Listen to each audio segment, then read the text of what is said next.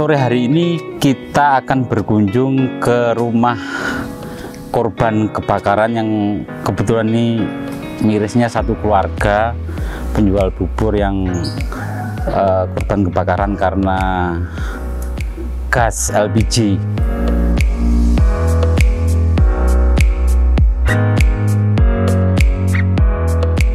Enggak pas kena pada api tiba-tiba gitu, kaget terus lari. Enggak, digendong. Digendong sama ayah. Mana ayahnya? Namanya siapa ayahnya? Iwan siapa yo? Karena memang ada teman-teman, ada media, ada Pak Agus, ada pengusaha dan lain sebagainya. Itu titipan ini dari Unisma, tidak sangat banyak tapi moga-moga bermanfaat. Paling tidak ini bisa untuk memulai usaha baru. Nanti juga ada tambahan dari teman-teman dari Pak Agus ini, moga-moga ini bermanfaat. Dengan terima kasih.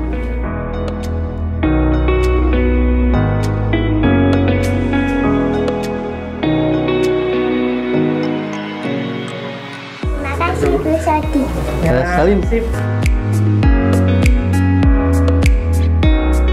Yang kita berharap semoga itu bisa bermanfaat, dan yang paling penting bantuan ini bisa menumbuhkan semangat yang bersangkutan untuk kembali bangkit, bekerja, bangkit untuk mencari bekal untuk ibadah kepada Allah Subhanahu wa Ta'ala.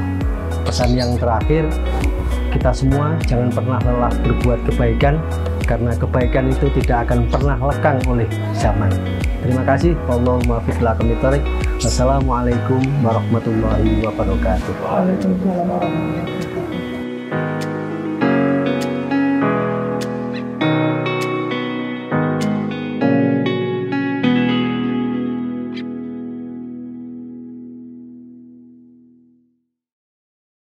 Bismillahirrahmanirrahim. Assalamualaikum warahmatullahi wabarakatuh. Alhamdulillahilladzi qad wafaqa lil ilmi khaira khalqihi walid tuqa. Asyhadu an la ilaha illallah wahdahu la syarikalah wa asyhadu anna Muhammadan abduhu wa rasuluh.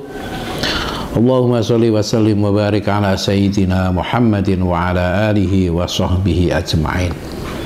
Rabbi shrah li sadri wa yassir li amri wahlul 'uqdatam min lisani yafqahu qawli, amma ba'du. Para jamaah semuanya yang saya hormati dan yang saya muliakan, 1 tahun kita tidak ketemu ya. Iya, karena pertemuan terakhir itu terjadi pada tahun 2022. Sementara sekarang ini sudah tahun 2023. Ya, mudah-mudahan kita semuanya bertambah baik.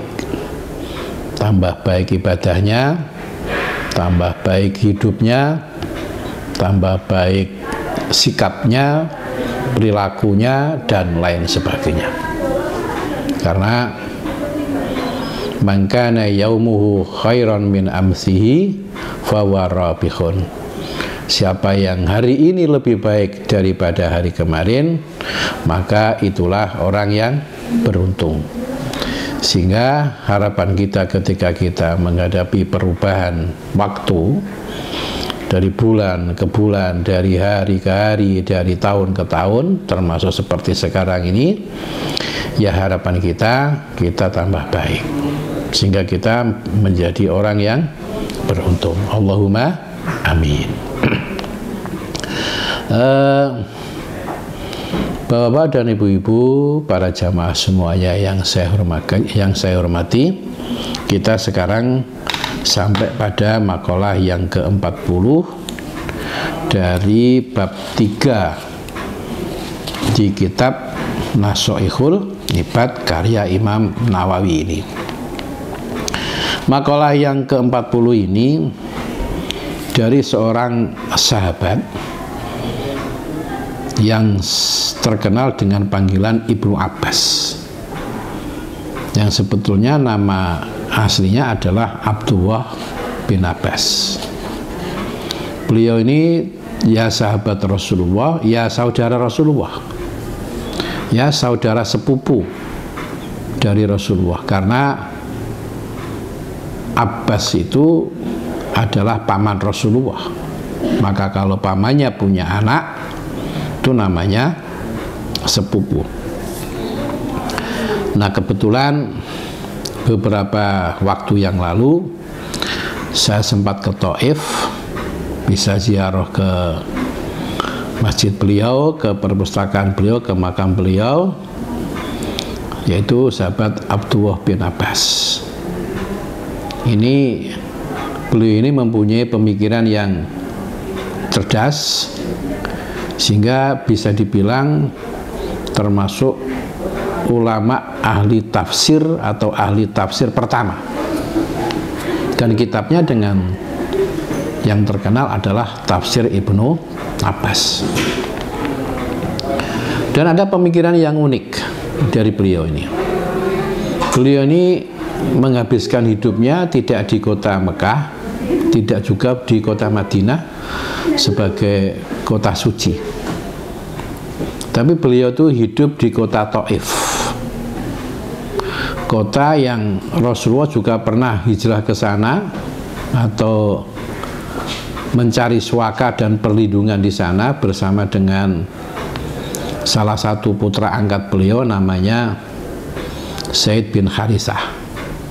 Namun perjalanan beliau ke Taif ini bisa dibilang tidak berhasil, karena pada saat beliau berada di sana bukan perlindungan yang beliau dapatkan, tapi adalah penganiayaan dari penduduk Taif. Taif ini jaraknya cukup jauh dari kota Mekah, kurang lebih 100 kilo. Kalau ditempuh dengan perjalanan bis, ya kurang lebih 1 jam. Hawanya dingin, sehingga di sana tanahnya juga cukup bagus untuk ditanami beberapa tanaman-tanaman, tidak sebagaimana kota Mekah dan Madinah yang gersang. Kalau di sana sayur mayur itu bisa tumbuh subur. Jadi ono bayem, ono kangkung, ono sawi, ono terong, itu banyak di sana. Maka kalau kemudian sekarang ini orang Indonesia bisa merasakan terong, bayem, kangkung saat umroh, itu ya diambil dari daerah Taif itu, sehingga kita masih bisa merasakan lodeh terong, ya, itu lodeh, apalagi itu ya, manisa, kayaknya begitu sama. Kemudian jangan bening, jangan bayem itu, ya, atau mungkin oseng-oseng kangkung sama sawi, itu juga bisa merasakan itu, sehingga ya lebih terjamin penduduk jamaah Indonesia ketika melakukan umroh, karena tidak tidak kesulitan untuk makan masakan Indonesia. Tapi itu biasanya berlaku pada hotel-hotel bintang 3. Kalau untuk hotel bintang 5 itu masakannya ya ala hotel, ala Timur Tengah dan ala ya Eropa, sehingga lebih banyak roti, sosis, daging. Kalaupun ada nasi juga nasinya tidak seperti nasi Indonesia, tapi pakai beras basmati dari India itu. Ya susahnya itu kan orang Indonesia itu kalau nggak makan nasi itu bilangnya belum makan. Jadi masih wis entek roti sak piring dengan selainya dan mungkin sayur mayurnya dan buahnya sak piring, rotinya sak piring. Iku ditakoni jare durung mangan, durung sarapan. Wis sarapan dereng. Lah niku wau tasik mangan roti. Ini kalau di hotel-hotel bintang 5 seperti di Sofa Orchid Sofa, ya, Sofa Orchid atau Darul Iman, kemudian yang lain termasuk juga Hilton Tower itu, ya seperti itu kalau di bintang 5. Tapi kalau di bintang 3 seperti di Rayana, di Ajiat Makarim, itu biasanya makanannya Indonesia. sehingga lidah kita menjadi akrab dan itu tidak terasa bahwa kita sebetulnya berada di negara lain. Nah, itu Ibnu Abbas berada di sana, di daerah Taif ini. Pilihannya beliau hidup di daerah Taif ini cukup unik dan mungkin mengejutkan bagi kita. Orang kebanyakan kepingin berada di Mekah, mati di Mekah ataupun di Madinah, tapi beliau justru tidak mau. Kenapa? Karena sebagaimana disampaikan oleh Rasulullah, kalau orang itu sholat di Masjidil Haram ataupun ibadah-ibadah di daerah Masjidil Haram dan Mekah, itu pahalanya 100.000 kali dibandingkan ketika kita ibadah di tempat lain. Kalau di Madinah itu pahalanya 1000 kali. Namun ketika orang itu melakukan satu kemaksiatan, satu dosa, maka satu kesalahan itu juga sama halnya dengan melakukan 100.000 kali itu kalau di Mekah. Kalau di Madinah 1000 kali. Maka atas dasar hal yang seperti itu, Ibnu Abbas tidak ingin bahwa satu kali kesalahan itu dianggap 100.000 kali. Dan beliau sangat menyadari bahwa manusia itu lebih banyak dosanya daripada baiknya. Makanya beliau lebih memilih ke luar kota suci.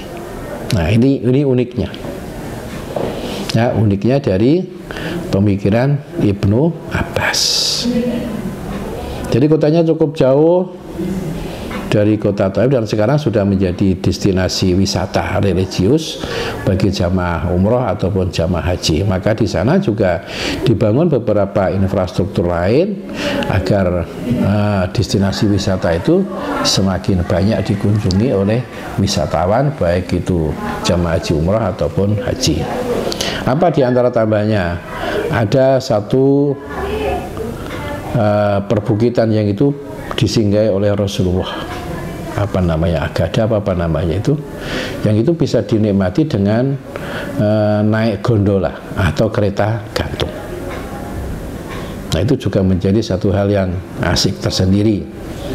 Di samping itu juga ditambah dengan beberapa tempat wisata lain seperti penyulingan parfum, penyulingan air bunga mawar yang kemudian dijadikan sebagai parfum, dan juga pasar buah yang cukup menarik, yang memang tidak bisa kita temukan di Indonesia, seperti buah tin yang masih segar, buah delima yang besar-besar dan rasanya manis, tidak sepet, ya. Kemudian juga plum hitam yang manis, gitu ya. Kemudian ada buah kiwi, ada aprikot yang kelihatannya manis tapi ternyata kecut itu. Kemudian buah-buah yang lain yang memang tidak bisa kita temukan di negeri kita. Nah, baik, itu sekilas tentang Ibnu Abbas radhiyallahu anhu. Ya. Apa yang disampaikan oleh beliau, khina su'ila ma khairul ayyami wa ma khairus syuhuri wa ma khairul a'mali. Beliau pernah ditanya, apa sih hari yang terbaik itu, dan apa sih bulan yang terbaik itu, dan apa amal yang terbaik itu. Beliau pernah ditanya seperti itu. Maka ketika ini disampaikan, faqala Abdullah bin Abbas khairul ayyam yaumul jum'ah, bahwa sebaik-baik hari itu adalah hari Jumat menurut beliau.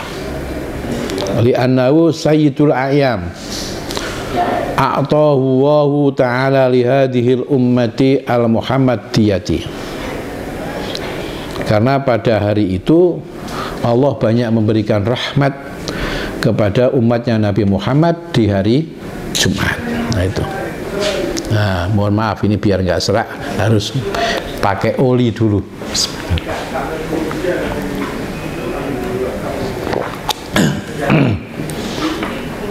Jadi hari Jumat ini adalah hari istimewa. Kalau kita baca Yasin di hari Jumat, pahalanya juga banyak. Kalau kita baca surat Al-Kahfi juga banyak, dan banyak fadilah-fadilahnya. Termasuk kalau kita Jumatan, di hari Jumat itu dikatakan yaumul Jum'ah itu adalah hijjul fuqara wal masakin. Hajinya orang-orang fakir dan miskin yang tidak bisa melaksanakan ibadah haji dan umrah. Maka cukup dengan melaksanakan ibadah sholat Jumat di hari Jumat itu, maka pahalanya dianggap sebagai melaksanakan ibadah haji dan umrah. Itu. Yang kedua, wa khairuz syuhuri, dan sebaik-baik bulan itu adalah syahrul Ramadan. Sebaik-baik bulan itu adalah bulan Ramadan. Semua bulan itu baik, tapi yang terbaik adalah bulan Ramadan. Kenapa? Li'annahu unzila fihil Qur'an wa fihi lailatul qadri wa fihi asyamu al-wajibu wa li'anna sawaban nafli fihi kasawabil fardi. Dan kenapa dikatakan bulan Ramadan sebagai bulan terbaik? Karena di bulan itu diturunkan Al-Quran, yang itu merupakan suatu yang sangat istimewa, sehingga ada peringatan namanya Nuzulul Quran pada tanggal 17 Ramadan. Di bulan itu juga ada namanya satu malam yang sangat istimewa juga, yang disebut dengan Lailatul Qadar. Lailatul Qadri khairun min alfi syahr. Bahwa Lailatul Qadar itu kalau ibadah kita diterima seperti kita melakukan ibadah 1000 bulan. 1000 bulan itu berarti 83 tahun pahalanya, luar biasa. Wa fi asyamu al-wajib, dan pada bulan Ramadan itu ada kewajiban berpuasa, dan puasa itu adalah salah satu rukun Islam dan memiliki banyak fadilah, banyak manfaat bagi kita semuanya. Asyamu junnatun, bahwa puasa itu adalah tameng. Sumu tasihu, bahwa puasa itu bisa menyehatkan, kan gitu kan. Dan di bulan Ramadan itu awalnya sebagai rahmah, kan gitu, tengah-tengahnya sebagai maghfirah, kemudian juga terakhirnya sebagai pembebasan diri kita dari siksa neraka. Juga dikatakan bahwa di bulan Ramadan itu pintu surga dibuka, sementara setan-setan dibelenggu, pintu neraka ditutup. Jadi luar biasa rahmat Allah yang diberikan kepada umatnya Nabi Muhammad SAW di bulan Ramadan ini.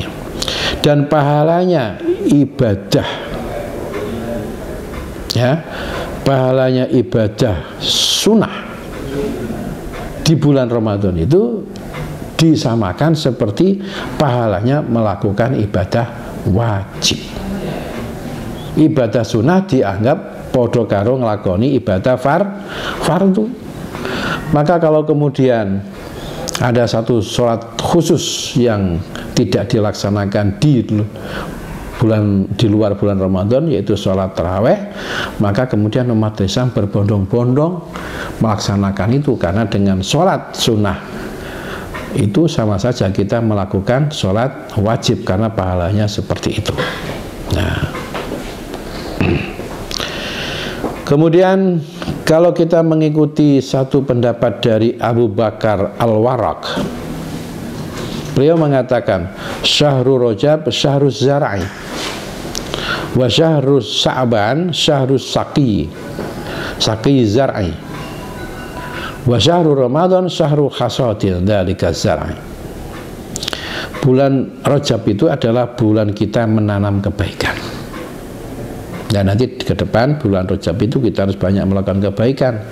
Dan bulan Sa'ban, nak cara wong Indonesia bulan apa niku? Bulan ruwah. Nah, karena banyak berkirim doa kepada para arwah, maka dikatakan sebagai bulan ruwah. Itu dari kata arwah, itu sebagai bulan menyirami, merawat tanduran yang kita tanam di bulan Rajab.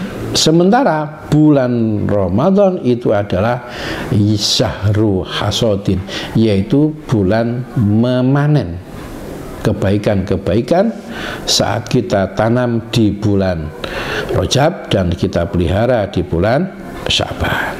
Itu. Kemudian yang ketiga, wa khairul a'mali as-shalawatul khams li waqtiha. Dan amal yang paling baik menurut Ibnu Abbas itu adalah melaksanakan ibadah sholat 5 waktu tepat pada waktunya. Kenapa?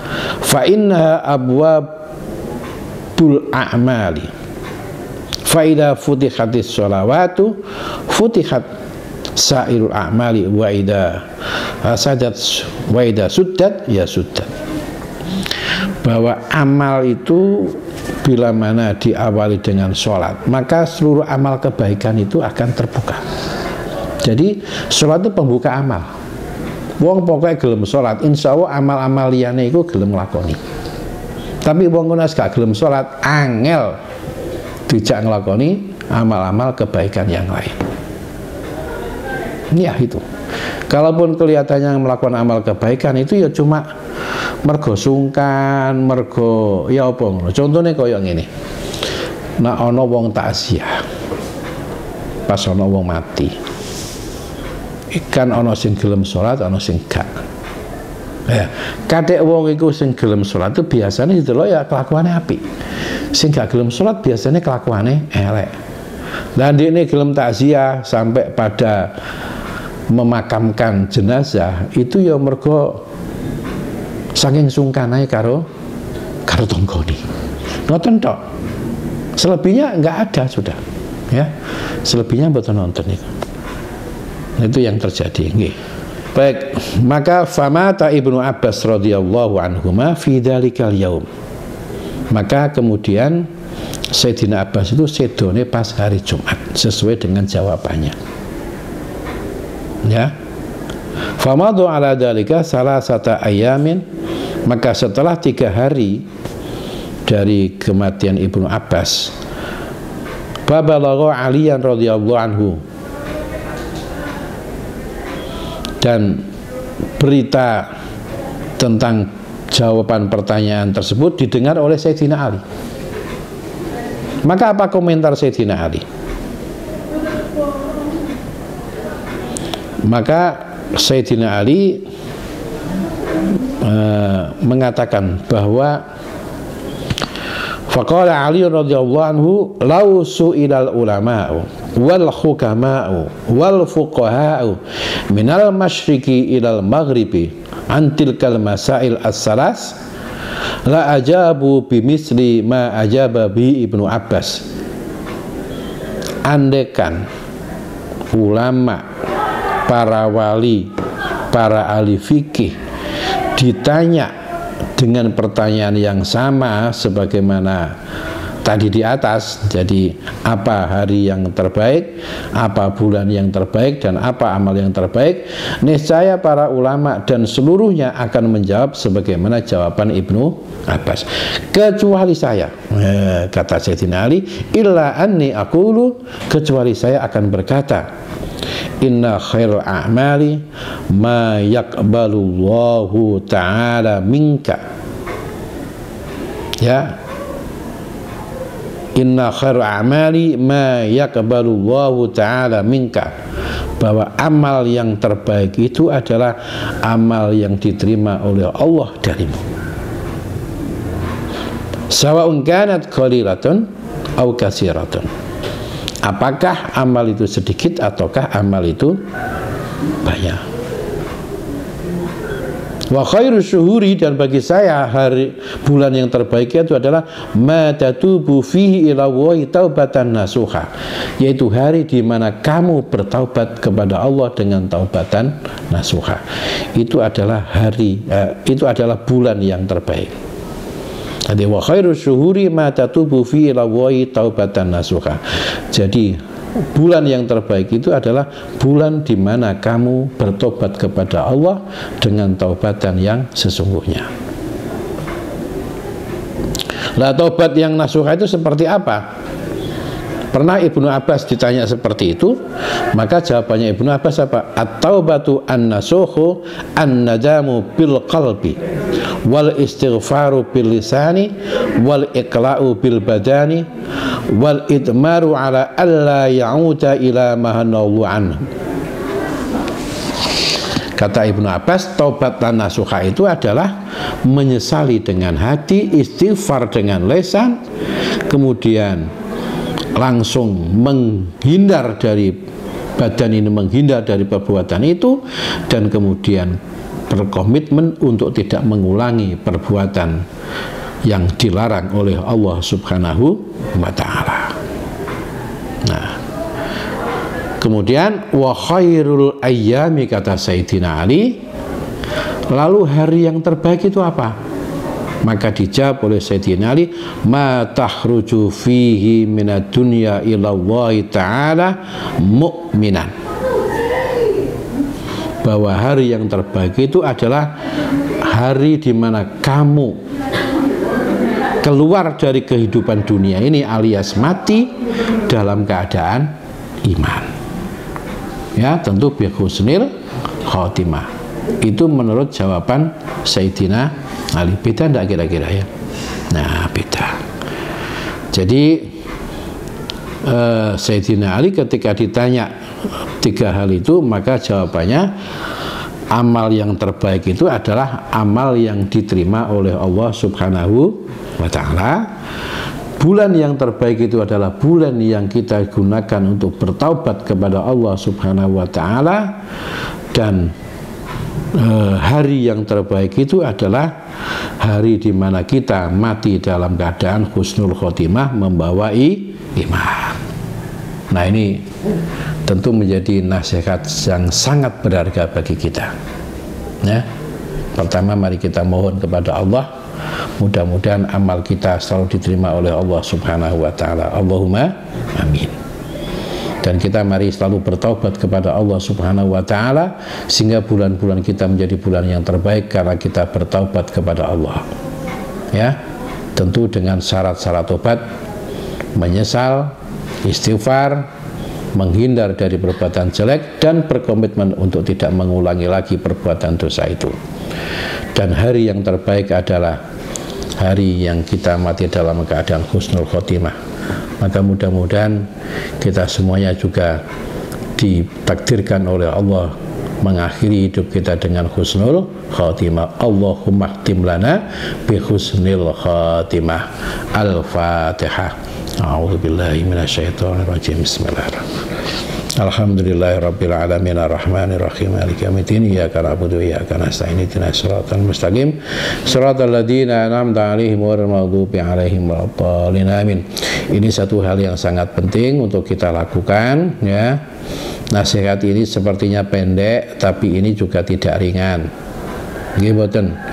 Karena berusaha mendapatkan amal yang diterima oleh Allah itu nggih mboten gampang. Karena amal itu harus kita lakukan dengan sungguh-sungguh dan juga dengan ikhlas. Tanpa adanya keikhlasan itu nggak akan diterima. Juga harus disertai dengan ilmu yang cukup, sehingga ibadah kita menjadi ibadah yang benar. Karena kalau ibadah itu tanpa disertai dengan ilmu, itu kemungkinannya tidak diterima. Sebagaimana di dalam kitab Zubat dijelaskan, faman bi ghairi ilmin ya'malu fa'amalu mardudatun la tuqbalu. Siapa yang beramal tapi tidak disertai dengan ilmu, maka kemungkinannya amal itu tidak diterima oleh Allah Subhanahu wa ta'ala. Begitu pula untuk bisa bertaubat dengan taubatan nasuha itu juga tidak gampang, karena taubat itu butuh istiqomah. Jangan sampai tobat itu cap lombok. Hari ini tobat, hari ini kapok, besok balik maneh. Ya, itu padha karo kajine wong kaji tomat. Budal haji, tobat mulih kumat. Nah, kayak gitu. Begitu pula untuk bisa dalam keadaan husnul khotimah, kita harus menjaga dan memelihara iman kita. Jangan sampai iman kita ini goyah. Cuma perlu kita ketahui, al-imanu yazdadu wa yanqus. Iman itu bisa bertambah kadarnya, tapi juga bisa berkurang kadarnya. Bahkan Rasulullah sudah wanti-wanti kepada kita, bisa saja seseorang itu pagi muslim, sore kafir, atau sebaliknya, pagi dia kafir, sore menjadi muslim. Makanya kita berdoa tadi, Allahumma khtim lana bi husnil khotimah. Berikanlah kami akhir hidup kami sebagai orang yang husnul khotimah dengan mengucap kalimat la ilaha illallah. Karena ucapan kalimat la ilaha illallah itu merupakan pintu surga, kan gitu kan? Miftahul jannah la ilaha illallah. Makanya Rasulullah pernah dawuh, man kana akhiru kalamihi qaulu la ilaha illallah, man kana akhiru kalamihi qaula la ilaha illallah dakhalal jannah. Siapa yang akhir hidupnya, akhir ucapannya itu adalah la ilaha illallah, maka dia akan masuk surga. Demikian kurang lebihnya, mohon maaf. Wallahul muwaffiq ila aqwamit thoriq. Wassalamualaikum warahmatullahi wabarakatuh.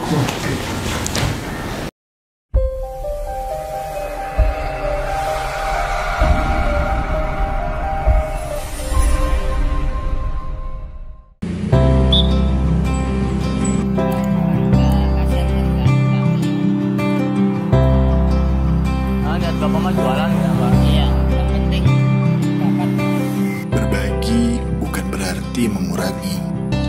Berbagi tidak mungkin tak berarti. Walau sedikit pun takkan menyakiti. Sesederhana senyum pun dapat mengobati hati yang letih. Banyak di luar sana orang-orang yang membutuhkan rangkulan tangan kita, berjalan bersama kita, tersenyum bersama kita.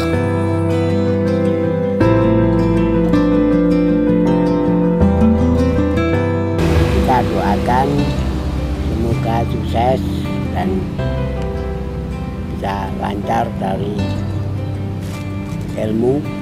Semoga Tuhan memberi rezeki yang banyak. Saya doakan semuanya diberi kesehatan, panjang umur, selamat dunia akhirat.